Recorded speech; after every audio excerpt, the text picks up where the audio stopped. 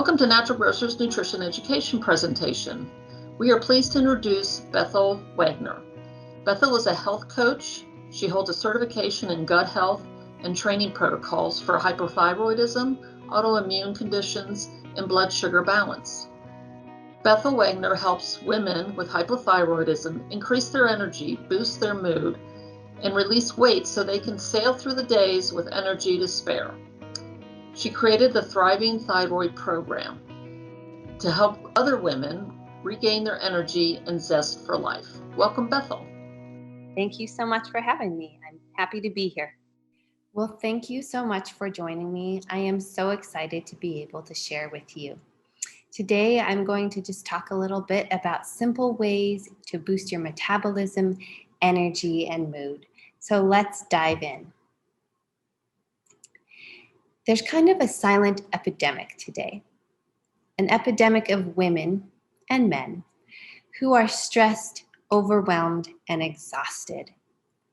But no one seems to think this is unusual or that it shouldn't be this way. We just kind of take it for granted as it's just part of life. But it's estimated that up to 90% of doctors' visits are for stress-related problems.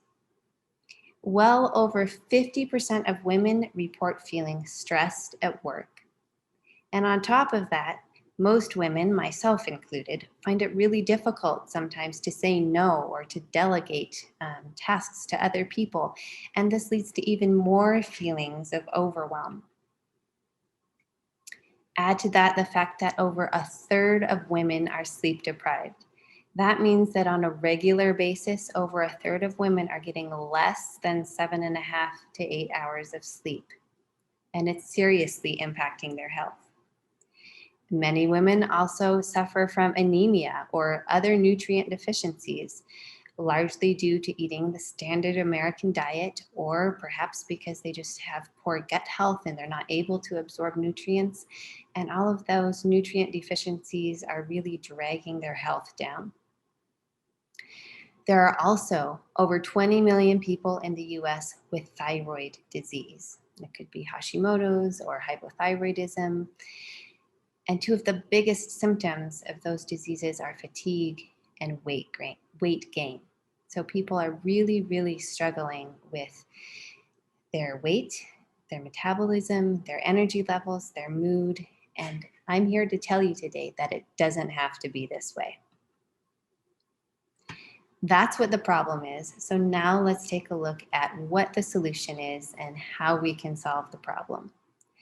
So number one that I have here today is to support your liver. Your liver is so amazing and so underappreciated.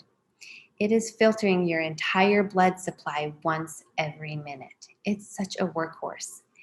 On top of that, it is constantly detoxifying and it's doing its best to clear toxins out of your system and remove them safely. And it's also constantly doing conversions of various hormones to keep your hormone balance the way that it should be. But a lot of us have an unhealthy liver. It's been overworked, it's clogged, it's just not able to work as well as it needs to, and we're feeling the effects. Our metabolisms are shot, our energy levels are low, we're experiencing major hormonal imbalances. So what can we do to support the liver? Number one here is to eat optimal amounts of clean protein. Your body needs sufficient protein because of the amino acids. The amino acids are like little Lego building blocks that your body takes and puts together in different ways to perform various functions. And if your liver doesn't have optimal amounts of protein, it's not able to do its job. So a quick little rule of thumb you can use for yourself is to just take your body weight, multiply it by 0.65, and that will give you the number of grams of protein that you need in a day, roughly. And you can take that total amount and then obviously divide it by 3 to figure out about how many grams of protein you need with each meal. Number 2 here is to eat the colors of the rainbow. That's because they are full of the phytonutrients that will help your liver to burn fuel correctly, and they will also help your liver to be able to bind up all of the toxins and waste and safely remove them from your body. There are a couple of vegetables that are especially helpful: beets and anything in the carrot family. So carrots, parsnips, parsley, dill, all of those types of foods in combination are very, very healing and supportive of the liver. Next is to focus on fiber-rich foods, including those with some resistant starch. And resistant starch helps to balance your blood sugar levels. It lowers visceral fat, so that fat that's right around the midsection, and it feeds the good guys in your gut. And then the next thing you can do to support your liver is to use various herbs, things like milk thistle, dandelion root, burdock root, schisandra berry. Always check with your doctor before you start taking any of these to make sure there's no danger of any interactions or anything. But if you get the green light and the okay, all of these herbs are super, super helpful and supportive of your liver and help to keep all of those detoxification pathways running smoothly. The next thing we can do to boost our metabolism, energy, and mood is eat for balanced blood sugar. A lot of times people have energy crashes, or they start to feel really irritable and crabby because they're having a blood sugar crash. So there are a few things we can do to keep our blood sugar levels just at a nice steady level all day long. So one of the simplest things you can do is to just eat meals at regular intervals rather than grazing all day. Sometimes people will just kind of graze and snack all day instead of eating real meals. Or on the other hand, sometimes they will maybe get up and drink a couple cups of coffee, but they won't eat anything really until maybe 2 or 3 in the afternoon, and then they're wondering why they feel so awful. So just making sure that you eat a real breakfast, a real lunch, a real dinner, and keep things in a regular, steady routine that your body is able to kind of get used to, so it knows when it's going to be fed. Number 2 here is to keep things balanced by including protein, fat, and fiber at every meal. We already talked about what optimal protein looks like. Include a little bit of healthy fat. It doesn't have to be a ton, just a couple of teaspoons of some kind of healthy fat like extra virgin olive oil or avocados, or maybe a little coconut oil. All of those things, just add a little bit to each meal and it will help stabilize your blood sugar. And then the same thing with fiber. Eating really fiber-rich foods helps prevent getting on that blood sugar roller coaster where you have spikes and crashes. Then also make sure that you are focusing on low glycemic load veggies and fruits. So in general, that would mean lots of leafy green vegetables. In the fruit category, that would mean things like berries.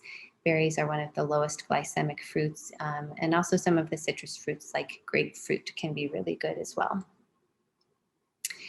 Obviously, you should avoid sugar, artificial sweeteners, and then also flour-based foods. Sugar's pretty obvious.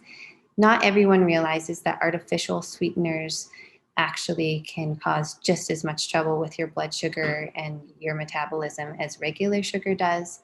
And then also flour-based food, just because anytime you grind something into a fine powder, the sugars are going to hit your bloodstream way faster. So maybe instead of eating a slice of bread, opt for a small serving of something like cooked brown rice, which is a whole intact grain, and it will not affect your blood sugar levels so dramatically. Then also make sure to limit caffeine and alcohol. They can both contribute to issues with your blood sugar levels.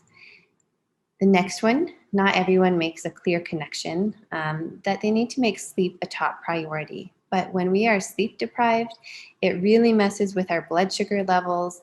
It causes us to have a lot of food cravings. It can affect our cognitive function and a whole host of things. So if you're making sure you get enough sleep, it's actually going to balance out your blood sugar levels, improve your energy, improve your mood.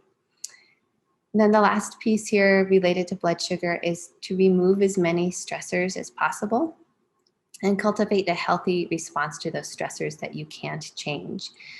Obviously, we can't get rid of all stress in our life, but we can control the way we react to that stress and try to be resilient. So the less stressed we are, the less cortisol and other stress hormones we release. And when we don't have so many stress hormones coursing through our body, our blood sugar levels stay much more stable and our energy levels are much better. So next here is to remove the irritants. So whether it's food sensitivities or allergies, toxic chemicals, or maybe even metals from fillings off-gassing in your mouth, toxins and irritants can overload your liver, drag down your energy, contribute to a poor metabolism, affect your mood. So how can we go about this? Well, number one is to identify and remove any trigger foods. You can do that through testing. A lot of naturopaths, functional, integrative type doctors can run some tests for you to figure out what you're sensitive to. Or you could do an elimination diet. This is something I do with a lot of my health coaching clients. That's a more cost-effective way sometimes to determine what's bothering them.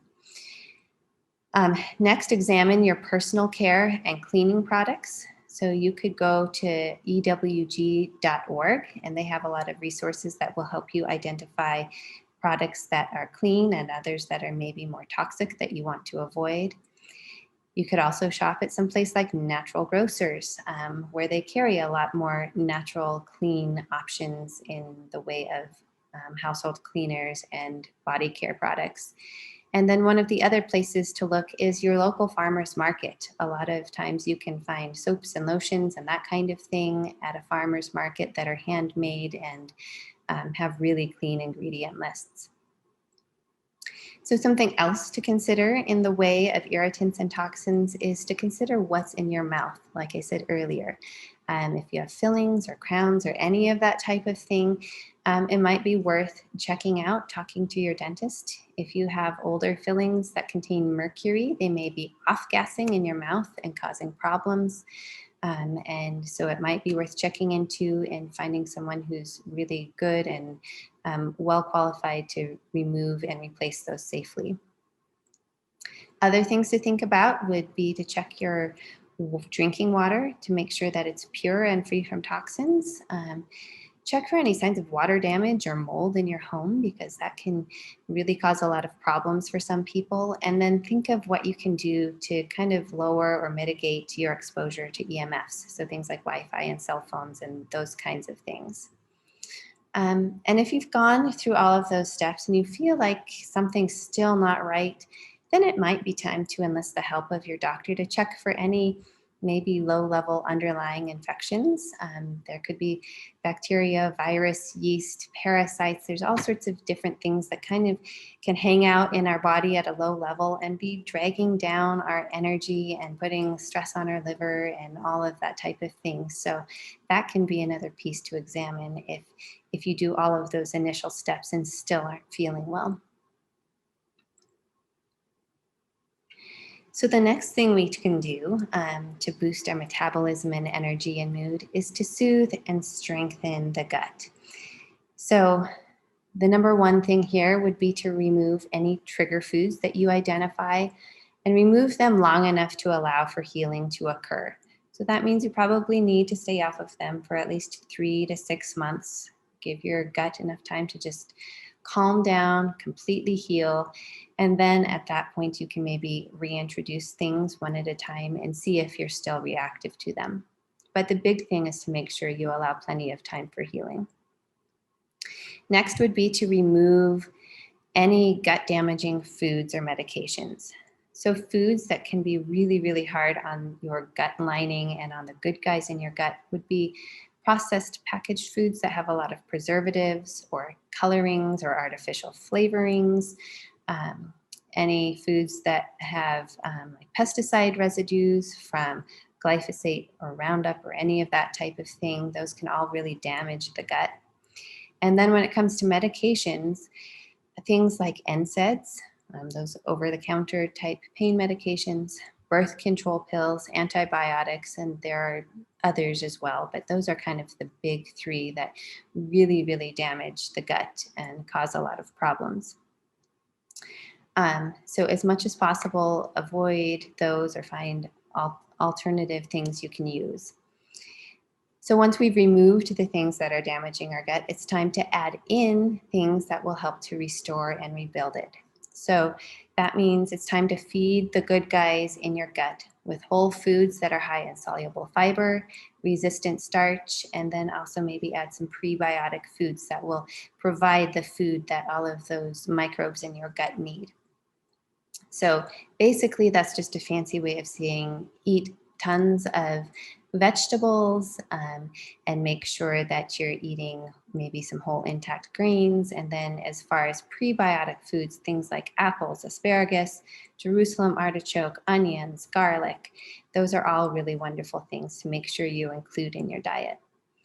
And then if you're able to tolerate them, you could include fermented foods like sauerkraut, kimchi, kombucha. You could also do maybe some homemade yogurt. If you can't do dairy, there's non-dairy yogurt options. All of these types of things are really good because they provide a really wide variety of beneficial organisms that help your gut. And then if you feel like your gut has really sustained a lot of damage, maybe you've had to take some antibiotics, or maybe you've been taking some of those other medications, or you've just had a poor diet in the past, it can be worth talking to your doctor about adding a really high quality probiotic to help restore your gut. And there are actually specific strains of probiotic that are good for specific situations. Some of the best ones a lot of times will have letters and numbers after the strain. Those are ones that have been researched for specific things. And then there may be call for using some different supplements to help heal the lining of your gut. And sometimes things like slippery elm, marshmallow, aloe, L-glutamine, zinc, omega-3s, those can all be really good for helping to heal the lining of the gut. But once again, that's something you need to talk to your healthcare practitioner about. I'm not in any way telling you what to take. This is purely educational. So if you're interested in any of those, speak to your doctor and find out what would be the best fit for you. So the next thing we can do to improve our energy and our mood is to work on our stress resilience. So number one here is to say no to anything that isn't serving you. And that means that you may also need to learn how to ask for and receive help. A lot of times we get to being perfectionist and we think we have to do everything ourselves, but it's really worth learning the art of receiving help and letting go of perfection, because I think a lot of times some of our stress is self-induced because we aren't able to ask for or receive help. But when we learn to do that, a lot of stress just melts away. Another thing that you can do that is so simple is to just make sure you get outside in the natural sunlight every single day, preferably early in the day. Because that helps to reset your circadian rhythms and improves your sleep. Next, this is my absolute favorite, is to use deep conscious breathing, because breath is the fastest, easiest, cheapest way to combat stress. It is so easy and it's available to you 24/7. Just really good, deep abdominal breathing, even for a few minutes, can work wonders for switching you from that fight or flight mode over into the rest, repair, and digest side of your nervous system. So other things you could add in would be yoga, guided meditation, prayer, EFT, also known as tapping. Those are wonderful practices to experiment with and find out what works well for you. And a lot of people find a lot of success with using those things.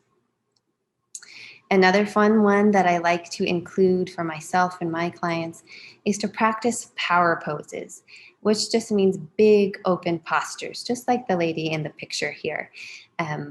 A lot of times our mood and our energy levels will kind of follow suit based on what our body language and posture is. So if we're sitting slouched over in a small contracted position, that is what our mood and our energy level will be. But if we consciously decide to open up and use a big open posture, a lot of times it will actually lift our mood, lift our energy, and it also makes it easier for us to breathe correctly and oxygenate our system. Another great tool to help cultivate resilience is gratitude. So it can be as simple as journaling or acknowledging 3 things that you're grateful every day. And even something that small can really change the way you see things. And I think gratitude really opens the door to healing in a lot of ways. And that kind of feeds into working on your perception of challenging situations. So when we're in a stressful situation, sometimes we start to take it really personally. Sometimes we feel like it's like just pervasive and it's permanent and it's never going to go away. But if we can flip the script a little bit and use gratitude to help us see that maybe there's a hidden gift in this situation, maybe it's an opportunity for us to learn, an opportunity to grow, an opportunity to serve someone, or maybe an opportunity for us to learn how to receive and accept help from someone else. It really changes the way that we perceive stressful situations.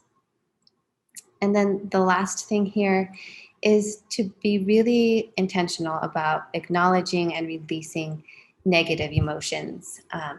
Obviously, there are appropriate times to feel things like sadness or that type of thing, but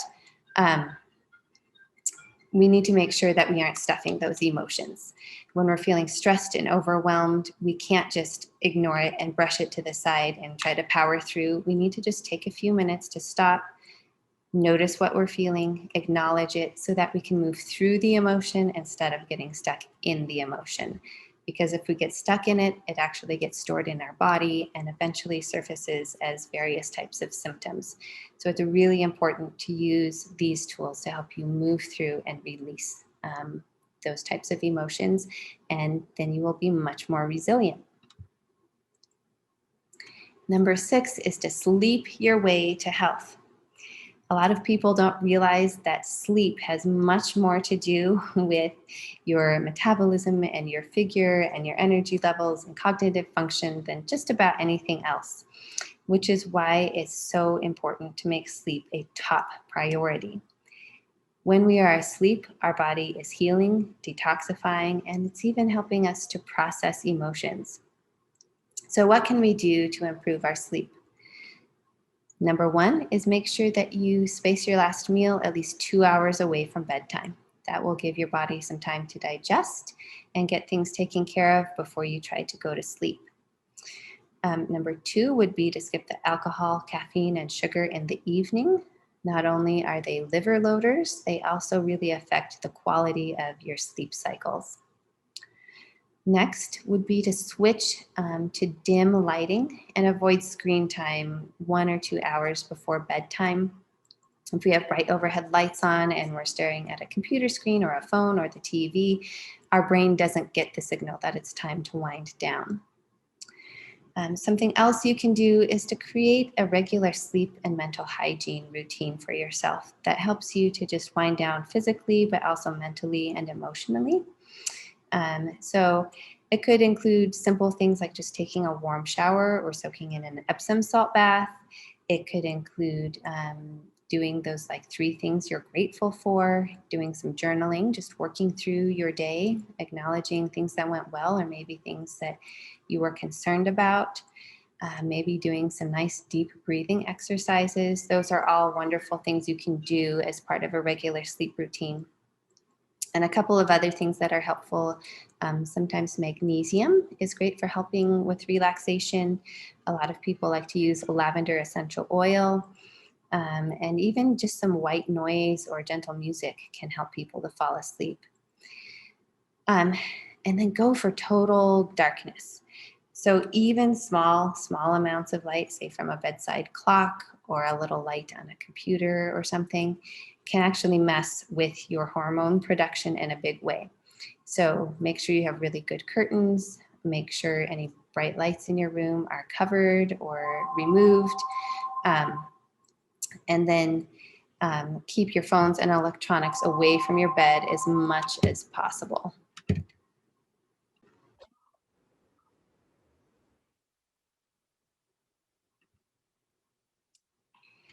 So then the last piece here is just gentle movement.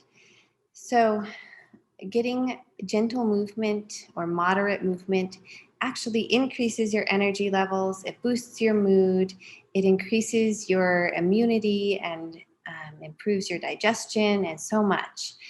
So I always tell people that I like to think of movement as nourishment. Some people feel like it's somehow a form of punishment or something you do to make up for eating that piece of cake yesterday or something. But that's not how I think of it. It's just a way to nourish and support your body. And I also like to tell people that sometimes less is actually more when you're trying to support and heal your liver and your metabolism and regain your energy. You don't necessarily need to do something super intensive or aggressive. Just pick things that are gentle to start out with, and it will actually do you a great deal of good. So make sure that you just find forms of movement that you genuinely enjoy, that you will want to continue to do, and that leave you feeling energized. So you don't want to be working out so hard that it takes you 3 days to recover. Do something that makes you feel good. And be honest with yourself. Just be honest about where you're starting from. Start small, be gentle, and accept where you are.